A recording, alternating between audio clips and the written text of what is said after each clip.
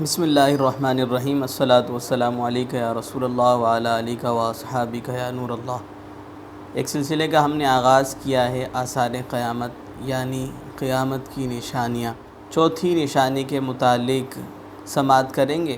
قیامت کی چوتھی نشانی یہ ہے کہ زنا کی کثرت ہوگی، اور اس بے حیائی کے ساتھ زنا ہوگا جیسے گدھے جفتی کھاتے ہیں، بڑے چھوٹے کسی کا لحاظ پاس نہ ہوگا۔ قیامت کی یہ نشانی صحیح بخاری کتاب النکاح میں مذکور ہے، وَيَكْثُرُ الزِّنَا، یعنی زنا کی کثرت ہوگی۔